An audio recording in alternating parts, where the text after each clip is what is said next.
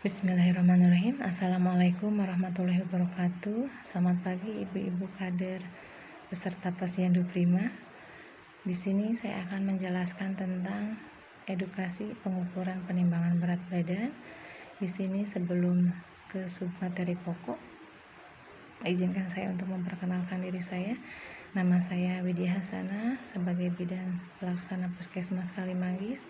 Submateri pokok kali ini yang akan saya sampaikan yaitu yang pertama tahapan memulai penimbangan, yang kedua yaitu manfaat dari pengukuran penimbangan berat badan itu sendiri.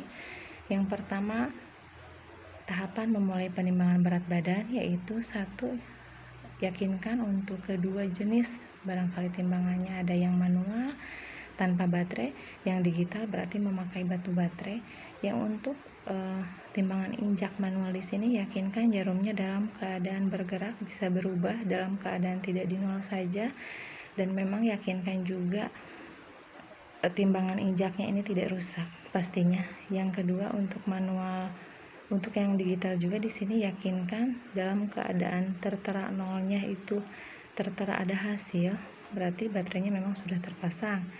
Setelah diyakinkan berarti untuk timbangan injaknya yang manual atau digital tidak rusak, pastikan juga permukaan lantainya atau dasarnya itu tidak bergelombang, tidak ada hambatan, artinya di sini harus rata.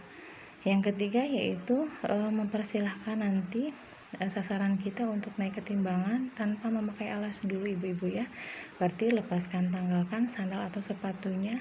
Setelah naik kita baca ukur hasil timbangannya, dan jarumnya itu pasti bergerak, pastikan bergerak, dan hasilnya dicatat untuk menentukan nanti ke arah EMT-nya, yaitu memang EMT di sini salah satu manfaat dari pengukuran penimbangan berat badan itu sendiri. Jadi nanti menentukan indeks massa tubuhnya, apakah di sini sasaran kita yang sudah ditimbang itu masuk ke kategori berat badan kuruskah, ideal atau normalkah, gemukkah atau obesitaskah. Di sini nanti perhitungannya untuk EMT juga mungkin nanti dibantu petugas ya. Dari rumusnya yang berat badan per tinggi badan dikuadratkan dari sentimeter ke meter. Nanti kita bantu ibu-ibu cukup mengenal nanti kategorinya indeks massa tubuhnya yang kuruskah, yang ideal atau normalkah, dan gemuk atau obesitaskah. Mungkin dari submateri pokok yang saya jelaskan, saya cukupkan saja materi yang saya sampaikan. Demikian, mungkin ibu-ibu akan ada yang disampaikan. Mudah-mudahan ibu-ibu bisa dapat memahami materi yang telah disampaikan dan bisa melakukan untuk pengukuran pemeriksaan berat badan yang tadi telah saya jelaskan. Wabillahi taufiq wal hidayah. Assalamualaikum warahmatullahi wabarakatuh. Bismillahirrahmanirrahim. Assalamualaikum warahmatullahi wabarakatuh. Perkenalkan, saya Dr. Aruma Adi Sutrisno. Saya salah satu peserta pelatihan fasilitator kader Posyandu angkatan 6 dari Puskesmas Kalimanggis, Kabupaten Kuningan. Pada kesempatan ini saya akan menjelaskan mengenai rencana kegiatan pelatihan mengenai faktor-faktor resiko penyakit tidak menular pada pasien lansia. Baik, kita mulai. Yang pertama tentunya adalah nama pelatihan ini adalah pelatihan kader Posyandu Prima. Mata pelatihannya tanggap faktor-faktor resiko PTM pada lansia. Alokasi waktunya 3 menit. Kemudian deskripsi singkat. Mata pelatihan ini membahas tentang edukasi cara menilai faktor-faktor resiko penyakit tidak menular pada pasien lansia. Tujuannya apa sih dari pembelajaran ini? Yang pertama, kompetensi dasar. Tentunya setelah mengikuti pelatihan ini, diharapkan peserta ataupun kader mampu menjelaskan apa saja yang menjadi faktor-faktor resiko PTM pada pasien lansia. Kemudian, apa yang menjadi indikator keberhasilannya. Jadi diharapkan setelah pelatihan ini, pembelajaran ini, kader-kader yang kita latih atau kita bina mampu menjelaskan faktor-faktor resiko PTM pada pasien lansia. Kemudian mampu menanyakan faktor-faktor resiko PTM pada pasien lansia dengan bahasa yang mudah dimengerti. Tentunya karena ini merupakan sebuah screening, tentunya ini diperlukan satu pendekatan personal yang baik itu perilaku ataupun bahasa yang memang mudah dimengerti oleh pasien kita tersebut. Kemudian mampu menyimpulkan jawaban screening faktor-faktor resiko PTM pada pasien lansia. Materinya apa saja? Pertama, materi pokoknya adalah edukasi screening faktor resiko PTM pada pasien lansia. Submateri pokoknya ya pengertian dari faktor resiko itu apa saja, kemudian tujuan screeningnya apa saja, kemudian ya yang paling penting adalah faktor-faktor resiko penyakit tidak menular pada pasien lansia. Kemudian kegiatan belajar mengajar seperti apa? Yang pertama adalah pendahuluan. Yang paling penting adalah bina suasana antara fasilitator dengan audiens ataupun peserta pembelajaran. Yang kedua adalah penyajian, menyajikan materi dan menyediakan sesi tanya jawab. Fasilitator menanya atau bahkan menerima pertanyaan. Kemudian yang ketiga adalah penutup. Penutup itu penguatan peran kader, karena penting sekali kader itu mempunyai peranan penting terciptanya kesuksesan daripada screening ini. Kemudian kesimpulan, materi dan evaluasi pembelajaran dan ucapan terima kasih. Oke, baik, mungkin hanya itu saja. Oke, bismillah, assalamualaikum warahmatullahi wabarakatuh. Selamat pagi menjelang siang ibu-ibu, para kader Posyandu Prima. Baiklah, pada kesempatan ini saya akan menyampaikan materi tentang faktor-faktor risiko penyakit tidak menular yang sub-pokok bahasannya adalah edukasi cek kesehatan secara rutin. Sebelum meningkat kepada materi yang akan saya sampaikan, saya akan memberikan perkenalkan dulu supaya kita lebih akrab dalam pemberian materi ini. Nama saya adalah Yusuf Firmawan, petugas kesehatan di Puskesmas Kalimandis. Ya, itu. Kemudian juga tujuan daripada pembelajaran kita pada pagi hari ini yaitu yang pertama adalah peserta mampu menjelaskan pengertian daripada cek kesehatan secara rutin. Yang kedua adalah peserta mampu menjelaskan manfaat daripada cek kesehatan secara rutin. Yang ketiga adalah peserta mampu menjelaskan dan menyebutkan jenis-jenis cek kesehatan secara rutin. Oke, itu mungkin tujuan daripada pembelajaran kita pada pagi hari ini. Saya dalam memberikan materi ini mungkin diberikan waktu sekitar 45 menit dan 5 menit kita untuk tanya jawab. Oke, sepakat ya ibu-ibu ya? Apa ada yang perlu ditanyakan kembali? Oke, kita lanjutkan kalau tidak ada ya. Kita masuk kepada pokok pembahasan materi pada hari ini yaitu edukasi cek kesehatan secara rutin. Nah, di era milenium ini, di era digital ini, usia harapan hidup kita sudah mulai meningkat di atas 60 ya, 60 tahun, 72 tahun. Nah, untuk yang usia lanjut di atas 50 tahun itu semakin banyak. Untuk itu perlu kita membuat suatu langkah-langkah agar usia-usia tersebut bisa produktif, bisa mempertahankan hidupnya, bisa menyelesaikan masalahnya sendiri ya.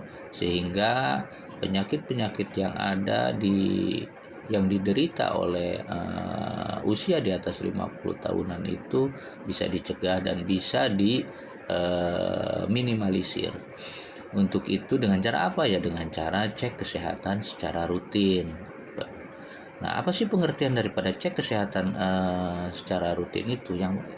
Yaitu adalah pemeriksaan yang fokusnya pada upaya pencegahan primer dan sekunder, yaitu mendeteksi berbagai faktor risiko kesehatan secara menyeluruh yang dapat menimbulkan penyakit tertentu di kemudian hari. Nah, jadi fokusnya adalah kita itu adalah pencegahan supaya penyakit-penyakit yang diderita oleh usia 50 tahun ke atas itu bisa dicegah, bisa diminimalisir, sehingga kita akan mengetahui faktor resiko apa sih yang dapat menimbulkan penyakit tersebut.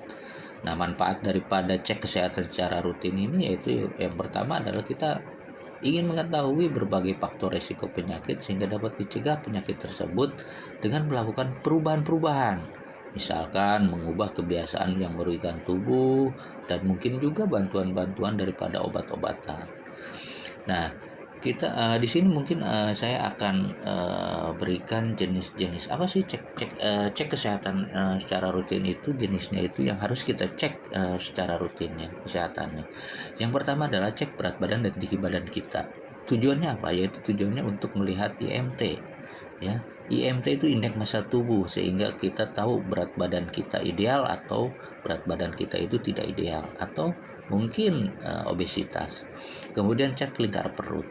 Cek lingkar perut ini adalah tujuannya untuk mengetahui kadar lemak pada tubuh. Untuk batas amannya ada lingkar perut untuk laki-laki yaitu 90 cm dan untuk pria 80 cm untuk wanita.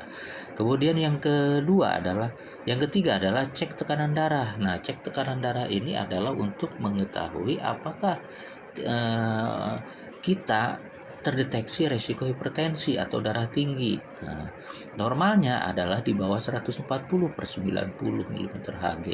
Ya, jadi kalau kita tensi darah kita 120/90 itu sudah cukup normal. Nah, untuk itu mengecek tekanan darah secara rutin atau 1 bulan sekali itu untuk memantau atau mencegah resiko hipertensi yang lebih lanjut. Yang keempat adalah cek gula darah. Nah, cek gula darah ini membantu untuk mendeteksi daripada resiko penyakit kencing manis atau diabetes mellitus, yaitu normalnya yaitu gula darah itu adalah di bawah 100 mg per desiliter. Yang keenam yaitu cek kolesterol. Nah, angka kolesterol ini disarankan adalah di bawah 200 ya. Nah, ini untuk mengetahui kadar kolesterol dalam tubuh kita. Karena kadar kolesterol ini sangat mempengaruhi daripada kesehatan jantung ya. Kemudian juga cek arus puncak respirasi untuk mengetahui kesehatan paru-paru kita ya. Apakah paru-paru kita masih baik, apakah pernapasan kita masih baik, apakah penderita asma atau penyakit paru lainnya. Kemudian deteksi dini kanker leher rahim, yaitu untuk mendeteksi kanker leher rahim yang dapat dilakukan dengan tes pap smear atau tes IPA tes, infeksi visual dengan asam asetat. Nah, tujuannya untuk melihat daripada apakah ada kelainan, ada tumor atau ada kanker pada leher rahim wanita. Kemudian ada sadari, periksa payudara sendiri, yaitu pemeriksaan sendiri dilakukan dengan mengamati perubahan pada payudara dengan cara melihat dan meraba. Nah, itu mungkin jenis-jenis yang harus kita cek kesehatan secara rutin ya. Mungkin itu saja yang bisa saya sampaikan dalam hal pertemuan ini. Mungkin nanti kita ada sesi diskusi tanya jawab. Kalau memang tidak ada, ya kita simpulkan dari apa yang tadi saya sampaikan. Yang pertama adalah pengertian cek kesehatan secara rutin itu, yaitu merupakan fokusnya adalah untuk pencegahan. Yang kedua, manfaatnya adalah untuk mengetahui faktor resiko, untuk mengetahui dan mendeteksi faktor resiko sedini mungkin, sehingga kita bisa mencegah dan melakukan perubahan-perubahan agar kita tetap sehat. Yang ketiganya, kesimpulannya, yaitu jenis-jenis yang apa yang tadi saya sampaikan itu memang harus rutin secara kita lakukan, dicek kesehatannya supaya kita bisa dapat meminimalisir daripada faktor-faktor resiko yang ada di tubuh kita. Nah, mungkin itu saja yang bisa saya sampaikan. Kalau memang ada pertanyaan, nanti kita lakukan di sesi yang nanti. Itu saja yang dapat saya sampaikan. Bila itu, Assalamualaikum warahmatullahi wabarakatuh.